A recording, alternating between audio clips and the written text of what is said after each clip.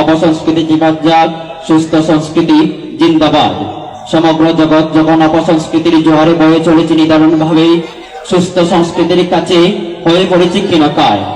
মানবতা যখন সবার কাছে মৃত পায়, ঠিক সেই সময় যখন সেই সংস্কৃতি বুকে ধারণ করে মুসলিম তরুণ তরুণী, কিশোর কিশোরী, যুবক যুবতী যখন ভুলতে বসেছে নিজেদের সেই গৌরব মাখা ইতিহাস, ঐতিহ্য, সংস্কৃতি, ঠিক তখনই বয়জপাল কোরআন কর্তৃক আয়োজন করা হয়েছে এক ইসলামী সাধারণ জ্ঞান প্রতিযোগিতা ও ইসলামী সাংস্কৃতিক অনুষ্ঠান। অনুষ্ঠানের এ পর্যায়ে আমাদের রয়েছে ইসলামী সঙ্গীত পরিবেশনা।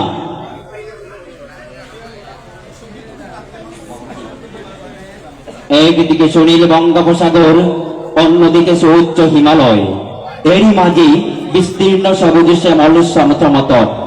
এই সমতটের মানুষগুলো বারবার সংগ্রাম করেছে, লড়াই করেছে অধিকারের জন্য।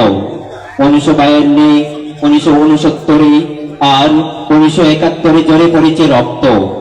সবুজের সামিয়ানায় রক্তের ফোঁটা করে জন্ম নিয়েছে একটি নতুন ভূখণ্ড, এক নতুন নাম, এক নতুন নাম, জন্ম নিয়েছে এক নতুন পরিচয়, জন্ম নিয়েছে এক নতুন পতাকা। লাল সবুজের পতাকা, চিরচেনা চির আপন বাংলাদেশ। আর 2024 সালে জুলাই মাসে ছাত্র জনতার গণ অভ্যুত্থানের মাধ্যমে শহীদ আবু সাঈদ, মুগ্ধ, আরো নাম না জানা আমাদের আরো অনেক দুঃসাহসী আবাবিলের রক্ত এবং শহীদ শরীফ উসমান হাদির ত্যাগের বিনিময়ে আমরা পেয়েছি স্বৈরাচার মুক্ত একটি নতুন বাংলাদেশ, ঠিক কিনা? সুপ্রিয় উপস্থিতি, অনুষ্ঠানের পর্যায়ে